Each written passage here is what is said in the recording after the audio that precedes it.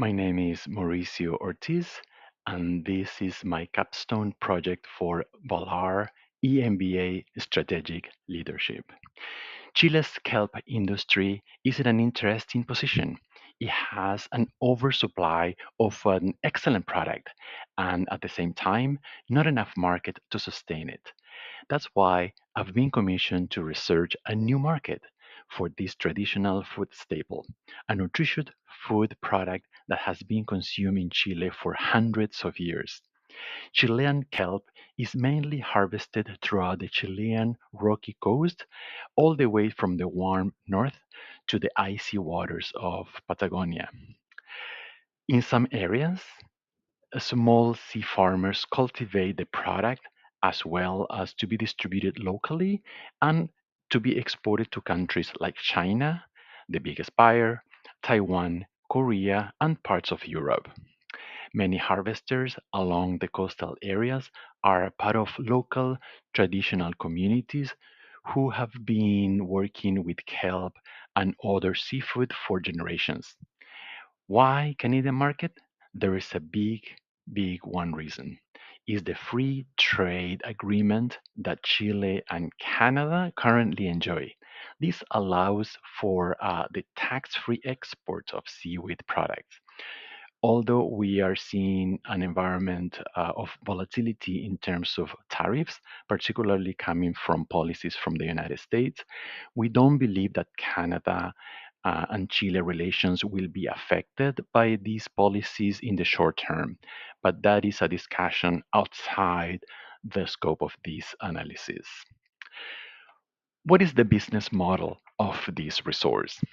Kelp is harvested manually or with machinery, is classified by size, dried, and packaged for transportation.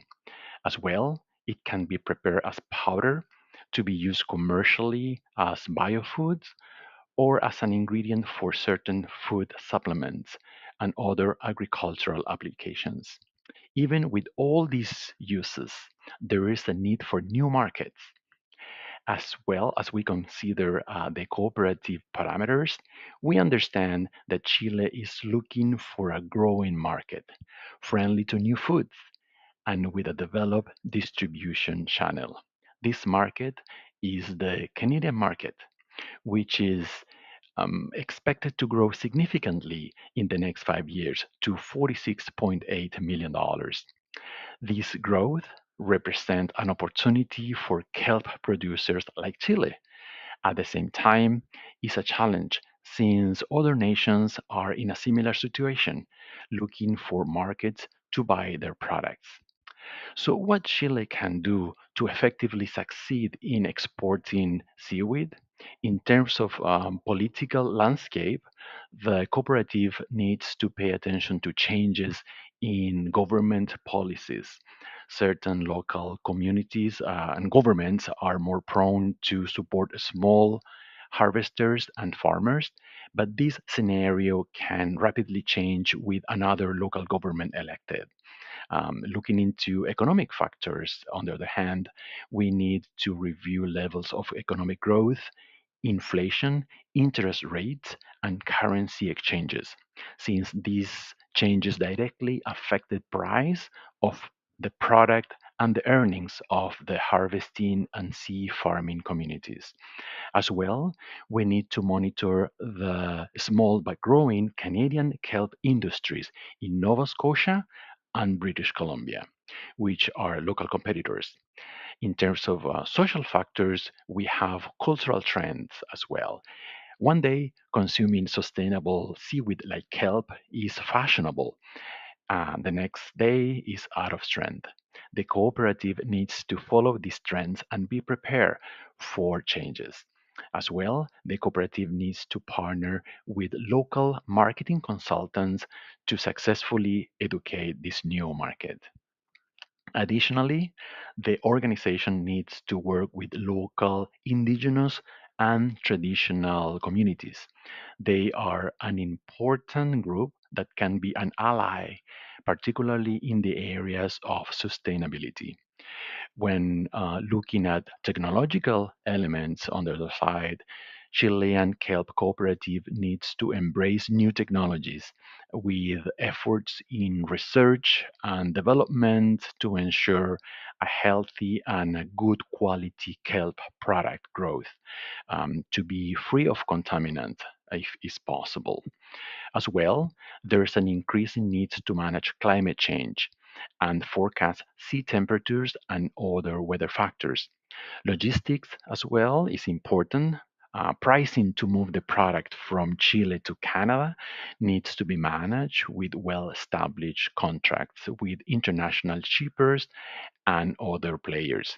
Finally, the legal aspect of selling a food product in a developed market needs to be very well understood, particularly in the area of food safety.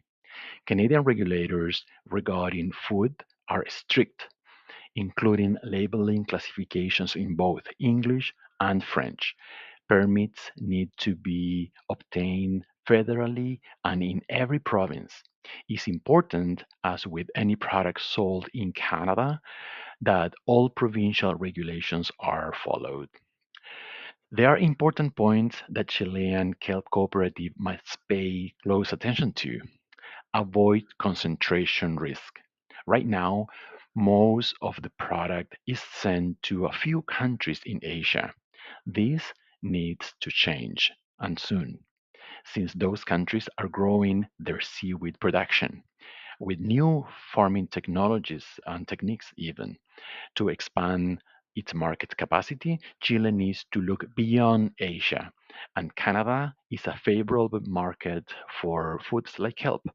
The Canadian population is diverse and open to try new healthy foods. Chile kelp industry has strength. North America kelp consumer market is growing. Canada's population has a disposable income in terms of affordability for imported, healthy, sustainable products. In Canada, kelp or seaweed is already consumed in several ways as foods like salads and stews, and is increasing its use as bioproduct in areas of agriculture and cosmetics, among many others. There are some weaknesses as well. We need to recognize that Chile's kelp industry depend mostly on wild harvesting, which can make it less reliable in terms of volumes of exports. It is recommended that sustainable farming is developed within the next few years. Nevertheless, I see an immense opportunity for this amazing product.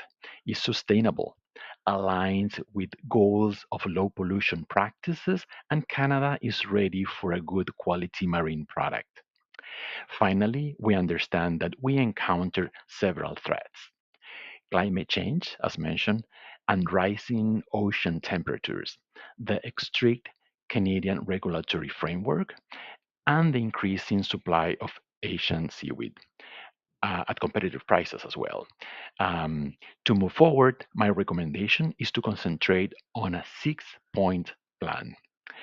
Number one, nurture innovation. Number two, partner with the right consultants to navigate the market. Number three, closely follow the Canadian regulations and be ready for changes. Number four, navigate Canadian tariffs and be prepared for fluctuations in prices. Number five, find and utilize Chile's comparative advantage. Number six, be prepared to the arrival of new technologies in farming and learn how climate change affect production. Finally, my call to action is create strategic alliances with capable legal and marketing consultants and partner with expert distributors. With this strategic plan, Chilean Kelp Cooperative can enjoy a positive future prospect, adding Canada's as a market, establishing a united and unified commercial export strategy. Thank you.